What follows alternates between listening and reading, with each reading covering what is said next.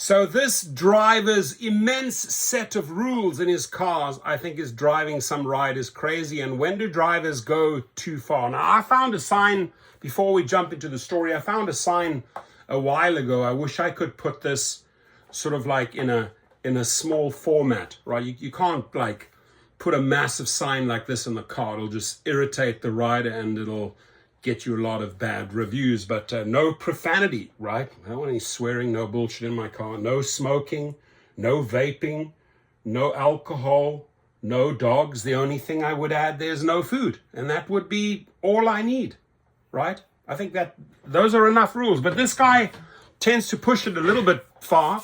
Uber's driver's immense list of rules for passengers sparks fierce rideshare etiquette debate. A Reddit user who goes by Lieutenant Chongster shared a snap of the rules. They were 11 paragraphs long and were hung up on a laminated paper in the car.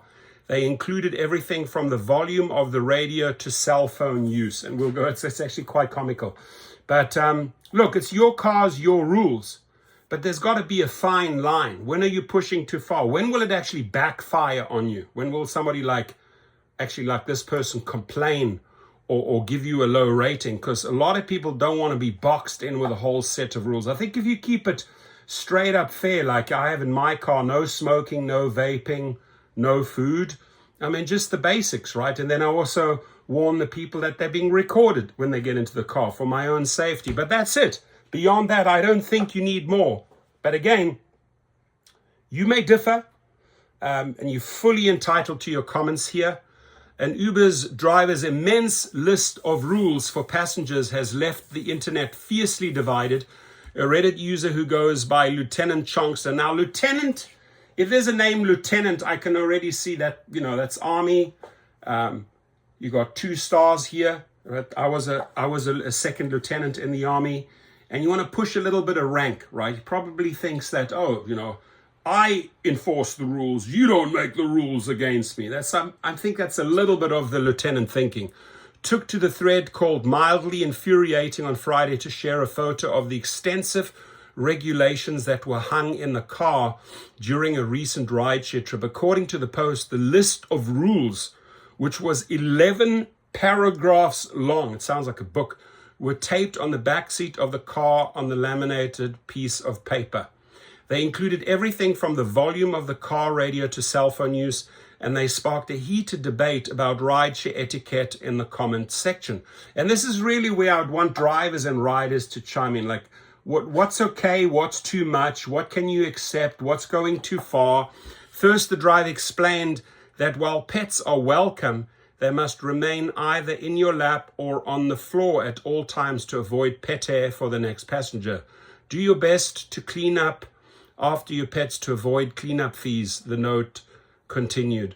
The next rule said, keep children safely seated at all times. No kicking seats or playing with doors, windows to avoid tickets. Wow, this guy's really pushing here, right? After that, the driver explained that headphones were required if you planned on talking on the phone during the ride. I do not want to hear speakerphone conversations, they added. This goes for social media scrolling and all.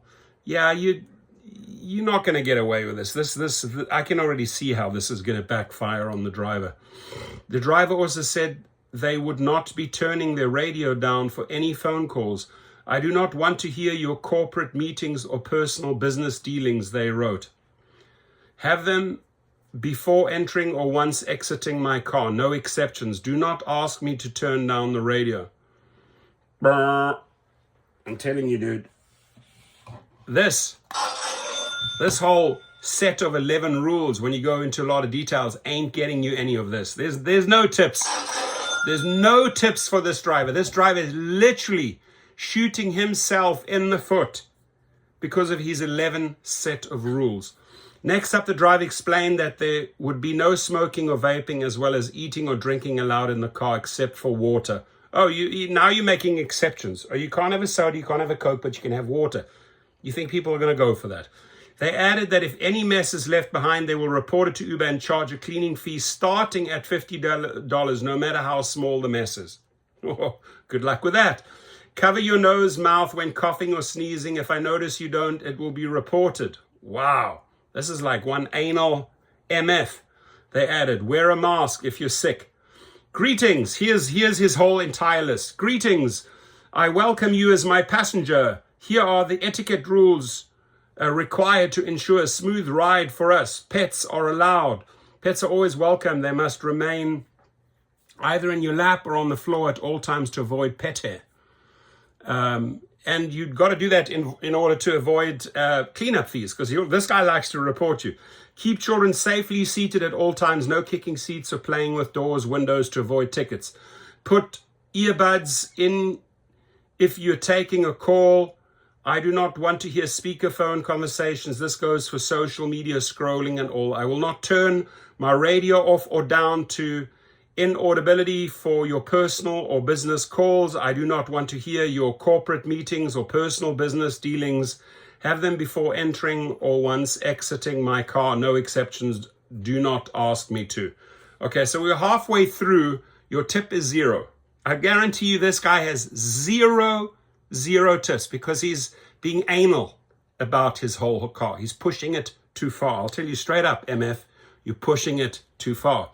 Do not eat or drink in my car. Water is fine. If you do and mess or smell is left, it will be reported to Uber and Lyft, and they will charge a cleaning fee starting at $50. No matter how small, same applies to children. No vaping, smoking at any point. Cover your nose, mouth when coughing or sneezing. If I notice you don't, it will be reported. As a safety concern, this goes for children.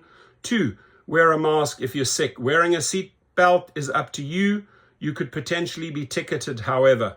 So seat belts are pretty much mandatory. So why is he cutting slack here? If at any time you're not enjoying the ride, refuse to respect my rules, or feel uncomfortable in any way, I'll gladly pull over so that you may request another driver. Ask me to ride away. Thank you for respecting these simple... No, those are not simple car rules, dude. You're on some crack or some coke when you wrote that up. Thank you for respecting these simple car etiquette rules. Let's enjoy a pleasant ride.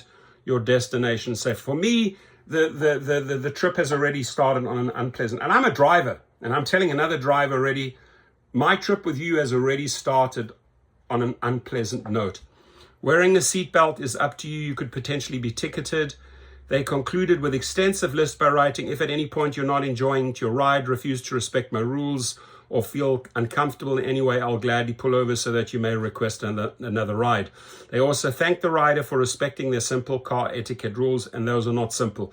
My Uber driver's list of passenger rules, the Reddit user simply captioned the post. Immediately, people rushed to the comment section to share their thoughts, and many argued about whether or not the list of regulation was reasonable. I say it's unreasonable. The only unreasonable thing is the driver's refusal to turn his music down or off, one person wrote. Everything else is just common courtesy. Keep your pets, kids safe in the seats. Don't have your speakerphone on. Don't make a mess or leave smells in the car by eating, smoking, vaping. Reasonable. They added, however, that the note being written in all caps and having a preaching tone. It's the preaching tone. Thank you. That's what I was looking for. It's the preaching tone that'll trigger you. It triggered me. Was incredibly off-putting. So I'll tell you what's off-putting. When that preaching tone, and this is really a preaching tone, that's my opinion. You may differ, right? The moment I get that preaching tone, I tell you what's off-putting. I'm not going to reward you. I'm not going to reward you for trying to box me in with 1,000 rules. And I'm going to leave the link so you can read some of the feedback that people wrote. So I think it really boils down to the preaching tone. Your comments, please. I'd love to hear your feedback on this one.